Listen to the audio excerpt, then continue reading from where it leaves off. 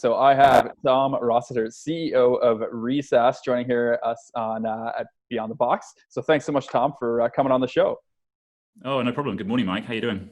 I am doing fantastic. It's a nice sunny day here. It looks kind of sunny where you are, so that's good too. Maybe not. I don't know. Where are you, Tom? Whereabouts are you? We're in Vancouver. Okay, so it'd be rare if it was sunny. Yeah, it's usually raining. Yeah. Anyways, so obviously these are interesting times, and we have lots to talk about with the way that the world's kind of shaping out here, especially when it comes to the real estate technology landscape. But before we jump into that, I would love to get a little bit of a background of who is Tom and how did you become the CEO of RESAAS? Sure. Well, thanks for having me, first of all. Big fan of what you're doing at Reach and Reaching Canada. So we're in Vancouver. RESAAS, it's a platform for real estate agents, and it was really born out of the concept that real estate agents are one of the most social groups of professionals that exist in industry today. And that was really apparent to myself. When I moved here from the UK in 2007, my background prior to that was in the marketing, advertising, and ad agency world. And so when I came here, and the first few people that I met, because I knew no one, were these really friendly, really socially forward groups of professionals that were well-dressed and they smiled all the time. And they were, I was like, interesting, who are these people? And they were realtors. And as I started to hang out with them, I realized that they're actually, very social people. And when you witness them kind of face-to-face and in groups and in person, the collaboration's incredible. And so that was really the kind of aha moment to kick off RESAAS. Prior to that, my background was in technology, in the agency world.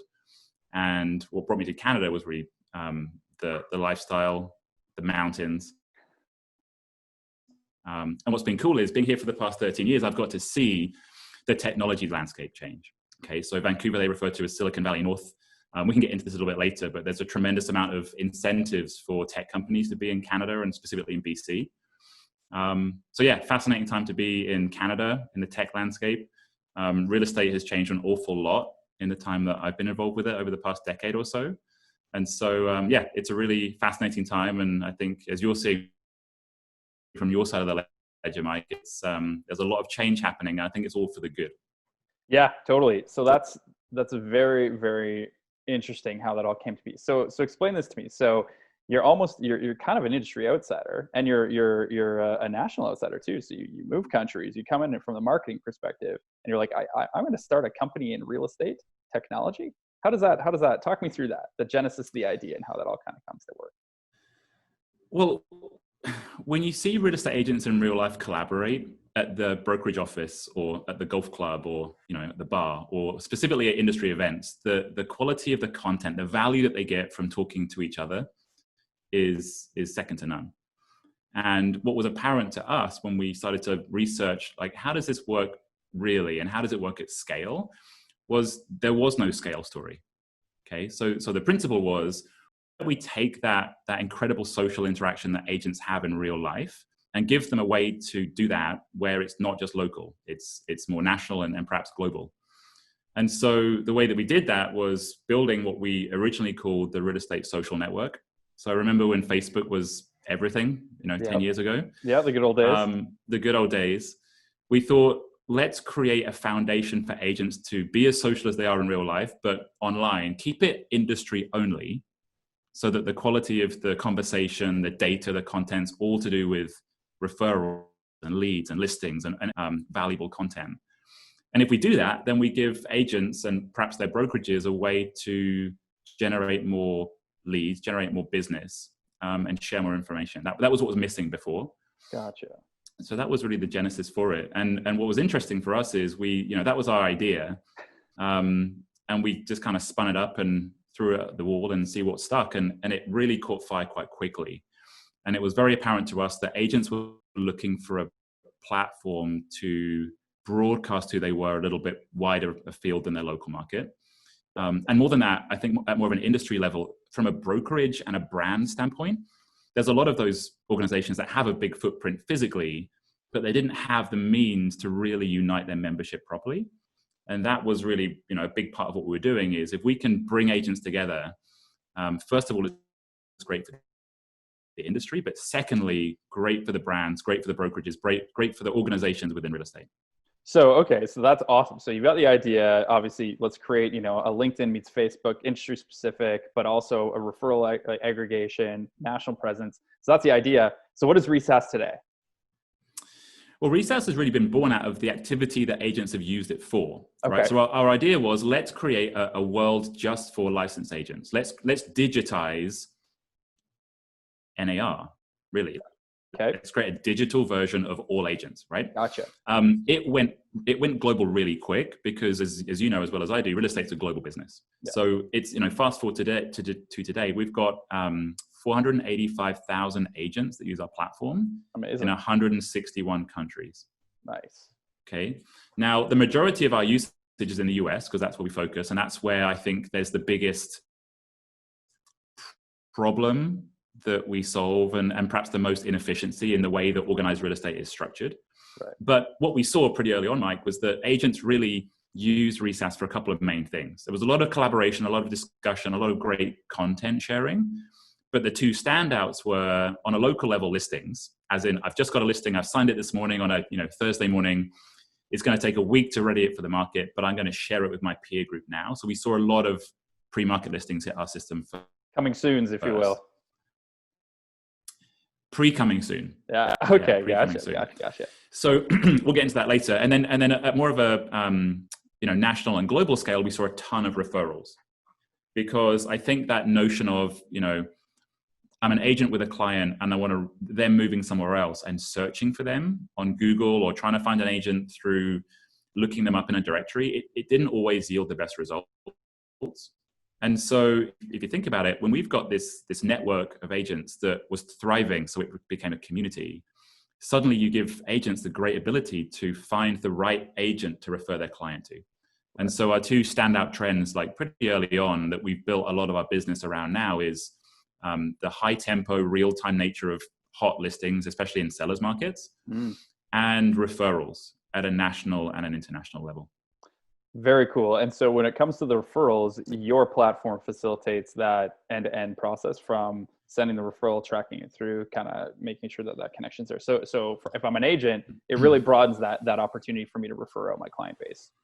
Completely. Yeah. And, we've become, obviously brands like to refer business within their own brokerage, right? They want to keep it on both the buy side and the sell side. Yeah.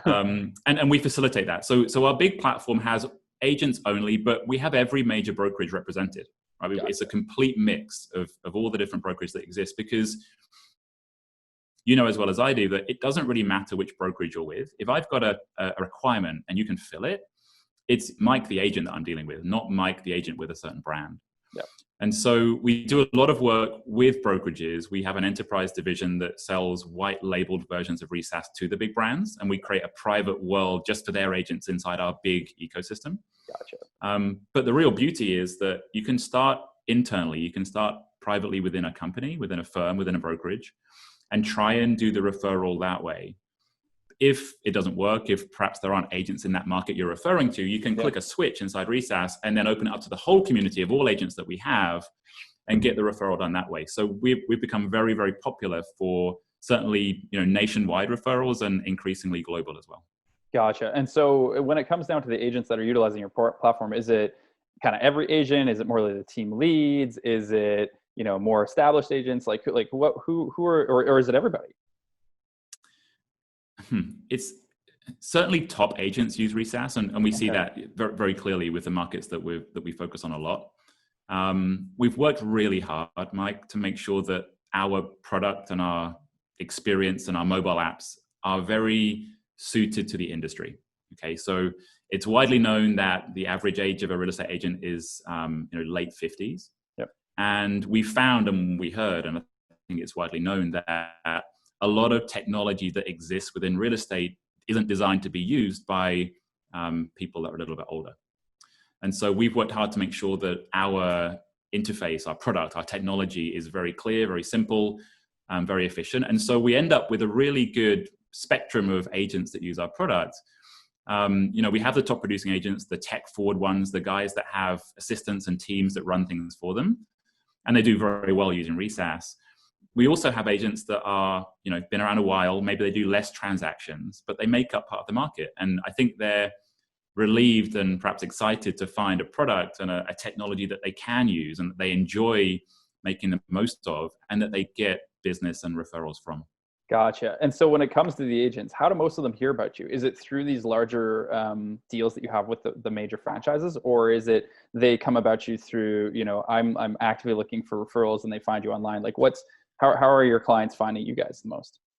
Yeah, both of those things you said. Okay. Certainly when we work with organizations, and that can be as big as international franchises. Right. Like Remax is one of our clients, and we power their global referral exchange. Gotcha.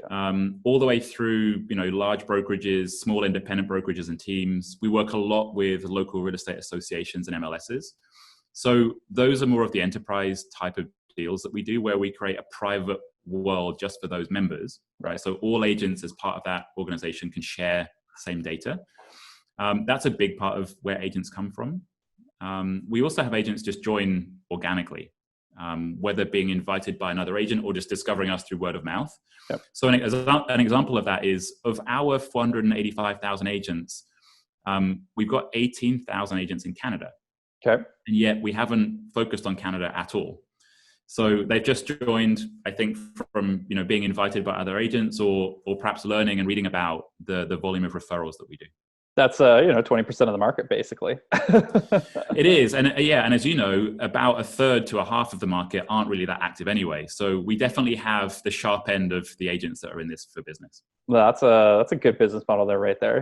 We're not going to market here, but yet we get customers. That's one of the holy grails. So okay, so that's really, really cool. So now changing gears, obviously we're in a new I don't even want to say no normal, but we're in a new world where online communities, digitization of processes, exchanging of information is becoming more the norm, and people are adopting technology more and more. How have you guys seen COVID change possibly things with the way that your agents are interacting on the platform, or how has it shifted your lens with respect to today with RESAAS, and then also the future as you're kind of playing it out? Well, COVID has forced every industry to change, right? We've all had to adapt, and I think real estate's one of the prime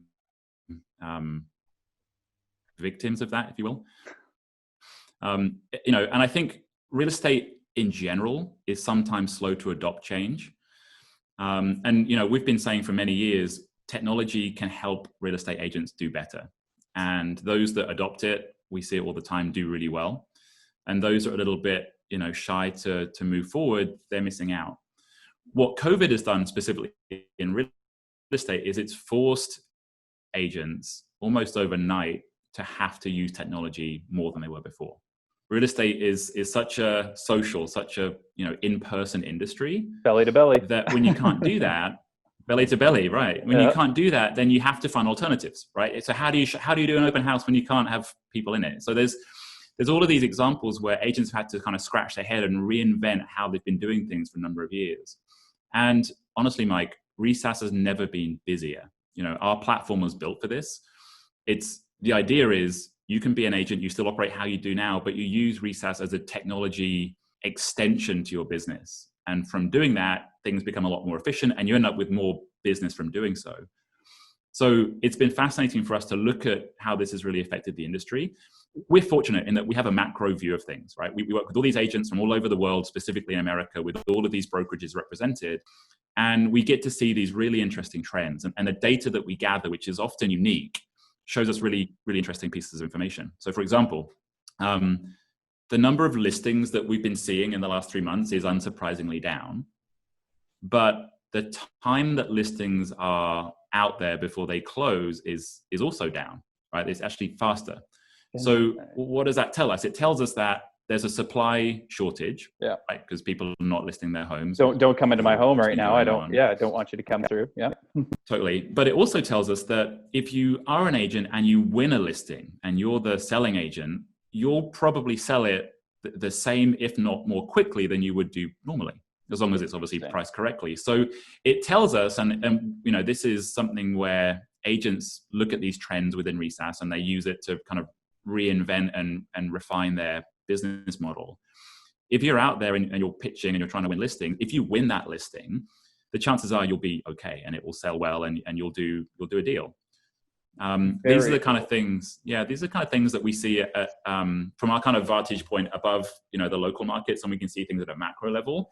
The trends, the data, it's really fascinating, and the agents that use RESAAS get to benefit from that. Right. So tell me more about that. So you're a user of the platform. You get these benefits, but obviously you've been more active, or have been more active, I think is what you said, with your customers. But you guys, it looks like you were extremely active on the development side. I was going through your press releases, and it was integration here, integration here. You got YouTube, you got Uber, you got new coaches coming in. It's all these different things. So can maybe speak to that? Like what does that, other than just the value of the referrals? What else are the value adds within RESAAS for the agents? Yeah, well, so here's the thing. So we felt when we began RESAAS, we felt there wasn't much trust within real estate. And so our premise was, let's build a network and bring all the agents into one place and let them work as a collective, as an industry at large, to create more opportunity within themselves. And as that caught on and we got bums in seats and we grew our numbers and that networking effect kicked in, right, then the conversations, the content, the data, the interactions turn a network into a community. Okay, so it's thriving and it's really exciting and it's very vibrant. And in our case, it's vertically focused on real estate, all around getting business. So it's great for agents to use. What happened off the back of that is that a number of larger organizations said, hey, wait a sec, this is really fascinating. We would love this same thing, but privately for our own company. right. So we started working more in the brokerage, in the franchise, and then later on in the local association space. The byproduct of that is that a lot of those organizations have infrastructure in place already, whether it be CRM tools or e-signature partners or even email providers. And so what we found is, because RESAAS is a place where data often originates before anywhere else, agents would use RESAAS as part of their daily rhythm. And what we wanted to do was make sure that all the data that we help agents discover that's unique, that we can route that, we can funnel that, we can send that to the other tools, the other services, the other products that they use, okay? So an example of that would be something like DocuSign. So we don't want to build an e-signature platform. That's not our business. We're a platform for the industry, and we have a ton of unique data. But we like to make sure that that data ends up in places that are helpful. So part of our plan and where we're going with this business is morphing not just from a network to a community, but from a community into a platform. And as you know, Mike, from your background, a platform is a very overused word in the world of tech.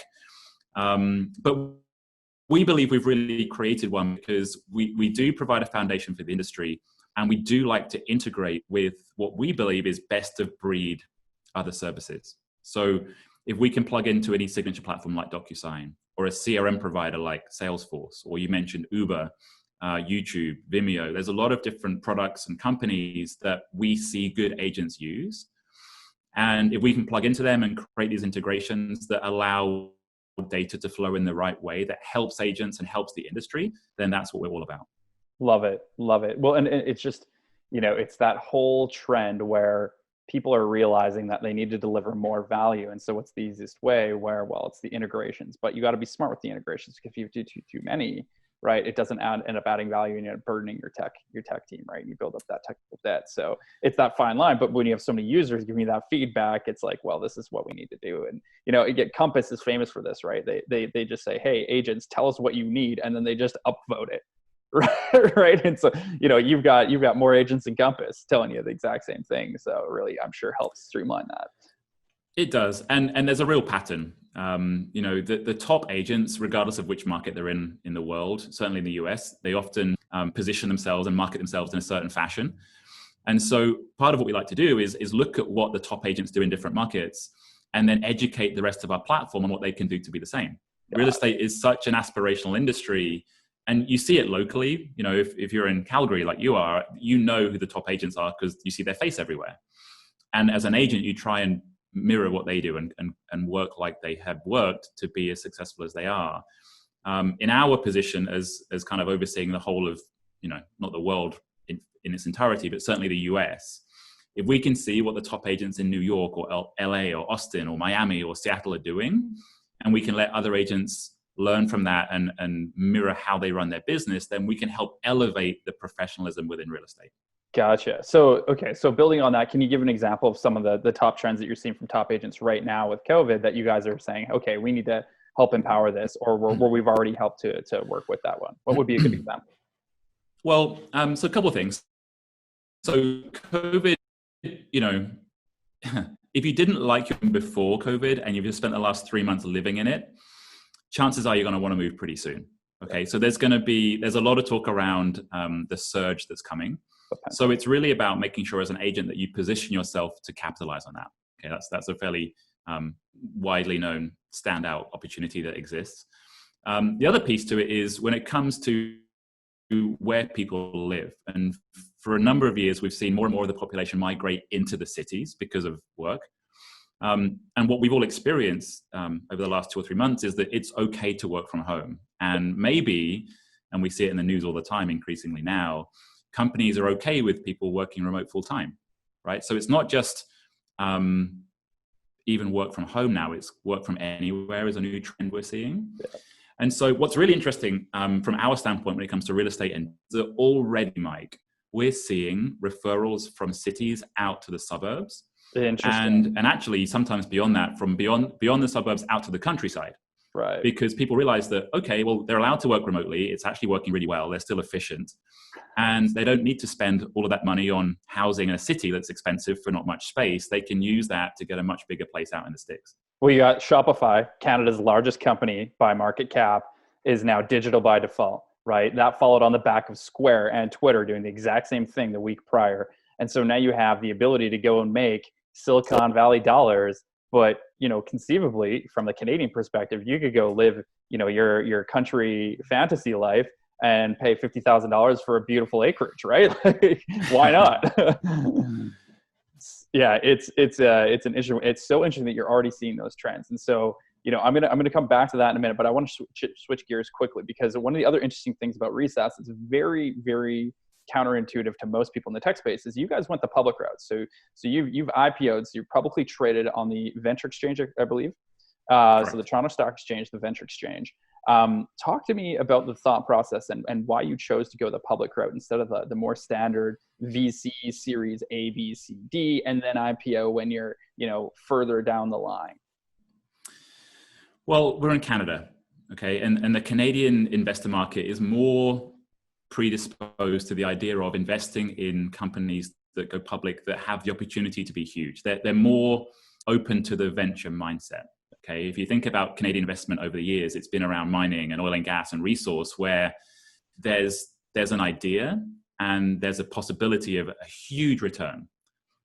Invest in this vehicle and it may be something that's huge. And that risk tolerance for venture type companies in the public markets is very strong in Canada. It's been here for decades.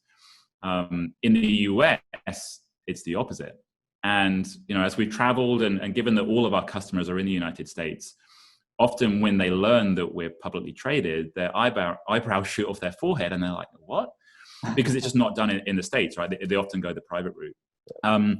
We chose to go public because we felt that to build a platform to support an industry as big as real estate, that we would need runway, we'd need time. And we felt that in the private route and raise some money from the standard VC options, that there'd be pressure to, after maybe 6 months or so, launch a product, get it out, the typical VC route. Mm-hmm. And quite honestly, if we were building an app or some cute little tool, that would be fine. But to build a platform that had a shot at helping an industry as big as real estate, that's right up there with travel in terms of size, we knew it would take a while. And so we went public early, not just pre-revenue, but really pre-product, and raised enough money to give us the runway to let us get the talent to build out this robust, scalable, multilingual platform that we've created. So talk to me about that for a minute. So, if I want to start a tech company, have a really great idea, I've got a team of people, how did you go and do that? How do you go and IPO with a prospectus, really, right? Did you go do road shows? How did you raise that initial capital for the IPO? Yeah, there's been a lot of travel. That's certainly the case. And, I think in the new world, that means a lot of Zoom calls. Yeah.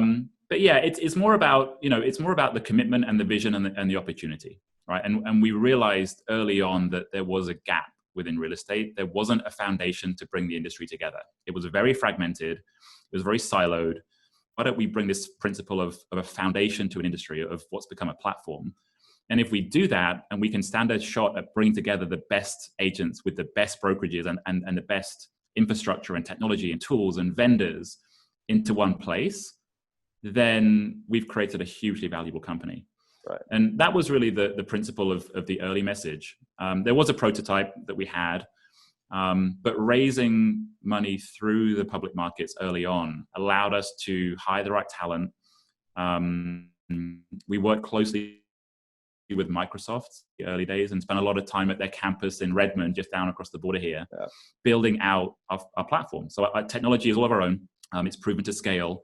And like I said, it gave us the ability to raise enough capital to fund the company to do it the right way.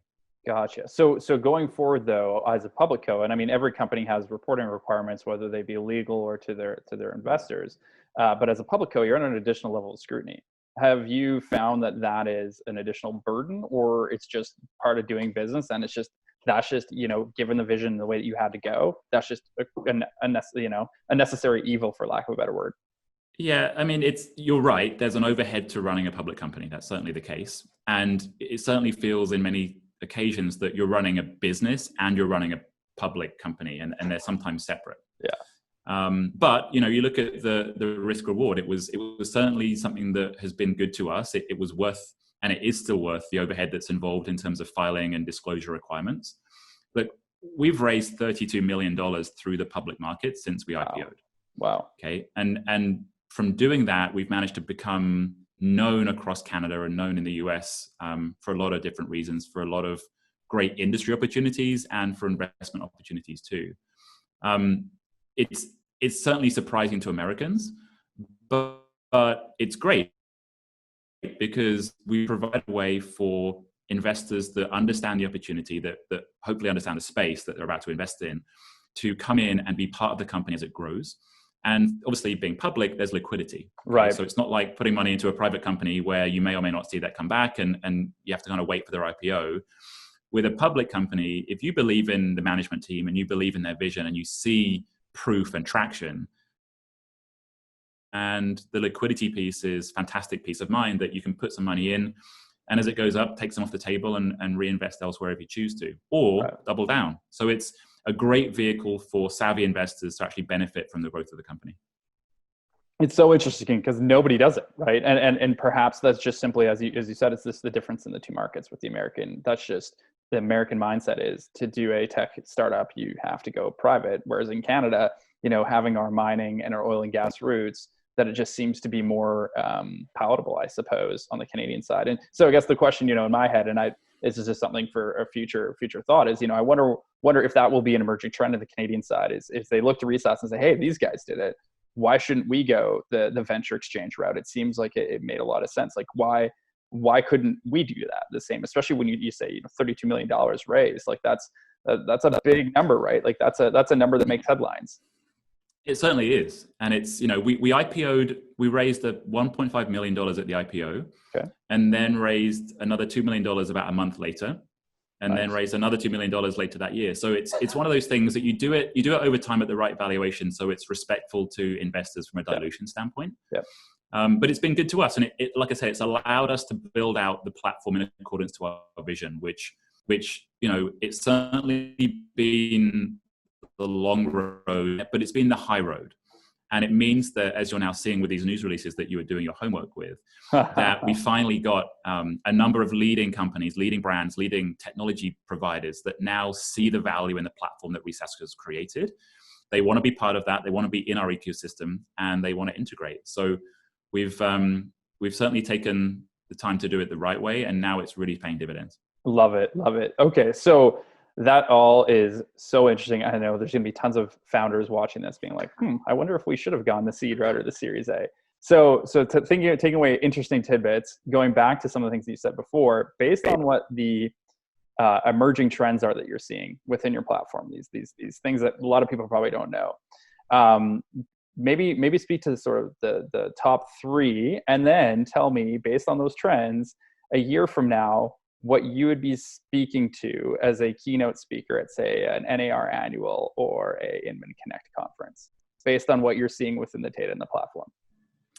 So there's a number of trends. And as a technology company, we capture all of that data, probably more data than we really know what to do with at the time, but we've got it there to then look at and analyze. So RESAAS is really popular in big, hot markets, okay? So sellers markets, right? And typically right now, we're seeing that to be places like Austin, Denver, Nashville, Seattle, obviously, California, Northern California is pretty consistent. Hot. So despite a bit of a drop in just the number of listings coming onto the market for sale, the tempo is still there. So like I said earlier, from an industry standpoint, from an agent mindset perspective, be there, be present, knock on some doors, go win those listings, because if you do, you'll be just fine. Okay, so that's one. Two, we talked about migration. Relocation is a thing. It certainly seems to be picking up already. And we're only 2.5, 3 months into this new world that we're all adapting to still.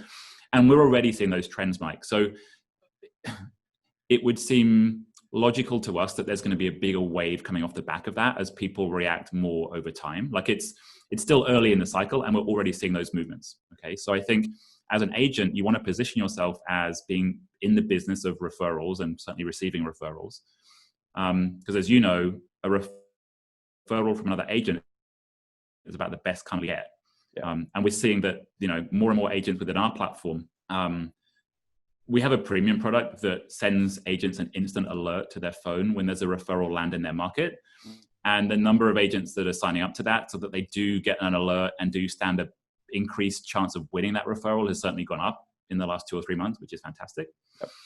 And then, large interesting industry at large from a headcount standpoint.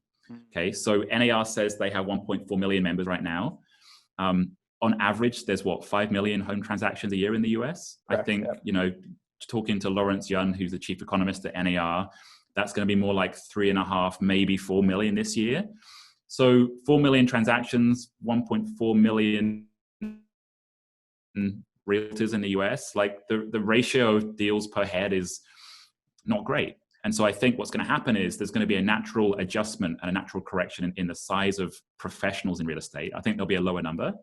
I think those that treat it professionally and seriously and are active will end up better off because there'll be more deals per head to go around. So it's one of those times to, if you're an agent and you're treating this seriously, hold down on your business, invest in making yourself known and popular and positioned for success. And I think if agents do that, then they'll be here for the long run and they'll ultimately be better off. Love it, Tom. Well, and I think, there couldn't be a better time to have a referral platform like yourself, with RESAAS being one element of it. Obviously with people, thinking of where they can go now with this freedom and flexibility. I personally have friends that have already started renting, which is the precursor to moving, out in satellite communities in the mountains. We're close to the mountains, and they've left the city because they don't have to commute daily and they're working from the mountains. And so, I'm already seeing personal anecdotes from that. But anyways, they're clearly interesting times. I can't thank you enough for coming on the show and bringing some insights, both the RESAAS as well as taking the public route. Really appreciate it, Tom. And thanks so much for coming on the show. You're welcome. Anytime.